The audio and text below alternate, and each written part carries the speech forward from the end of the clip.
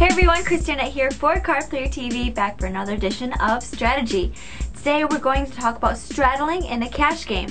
We talked to Tony Dunst and he explains exactly what that is. Straddling in a cash game is if you're under the gun and you essentially raise blind, like you double the big blind, but you'll have the action back on you pre-flop when it comes back to you. It's normally something done to create more action in a game or just to get everybody to loosen up.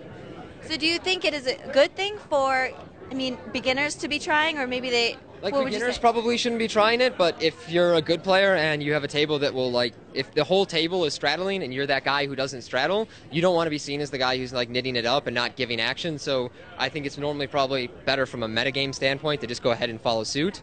But if your entire game is playing nitty and they're not going to loosen up at all, then no, I wouldn't do it. We also asked Eric Liu what he thinks of straddling.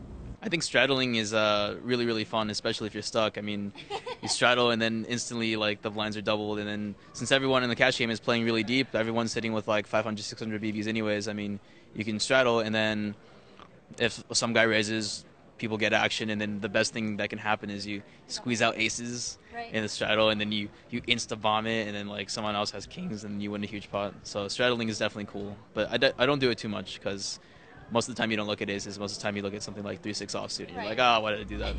We also caught up with Rast, and he explained a few situations in which it might be profitable to straddle.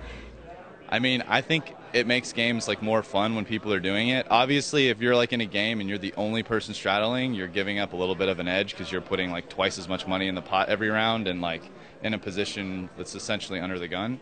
But if multiple people are doing it, it's fun, and there's occasionally times when it can be not really a bad play. If, say, everyone's pretty deep stacked, especially if it's shorthanded, and you have maybe tight players on your left to the button, and they're going to fold a lot, and then you have position on someone who's really loose, and they're going to in the blinds, who's now going to play a lot of pots out of position to you.